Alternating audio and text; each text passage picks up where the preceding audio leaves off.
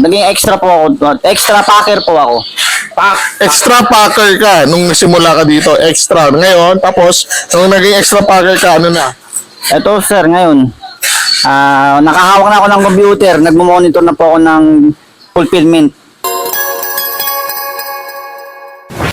Nakaka-inspire ka naman.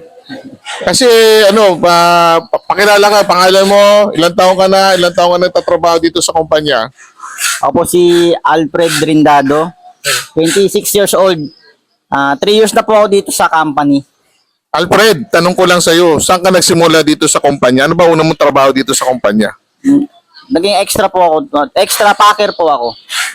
Extra packer ka nung simula ka dito, extra. Ngayon, tapos, nung naging extra packer ka, ano na?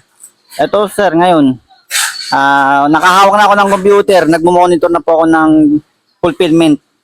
Yes, may manager po ako, pero once na wala po yung manager ko, kaya ko pong operate yung buong fulfillment team.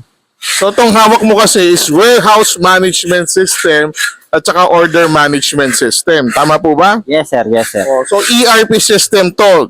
Ano ka ba? College graduate ka ba or high school graduate? Senior high graduate lang po ako. Diyos mayo, dating packer, pumasok extra. Tapos ngayon, humahawak na ng buong kaya mo patakbo yung fulfillment center pag wala yung manager mo? Of course, yes sir. Kaya ko po silang i-monitor. Monitor fulfillment, tapos yung mga fast moving ko na item, kung ilan orders per day. Actually sir, nakakaabot tayo ng 10,000 orders per day tayo. With the 10,000 orders, average orders a day, kaya mo to. Bakit? Dahil bang madali ba gamitin yung system or dahil magaling ka? Una po, madali pong gamitin ang system. Siyempre, kung madali pong gamit ang system, magaling din po yung gumagamit.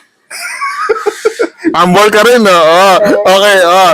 Sige, bigyan natin ng papuri rin ang biro mo. High school graduate, gumagamit ng ERP system and na-operate niya yung buong operations. Even though without his manager sometimes.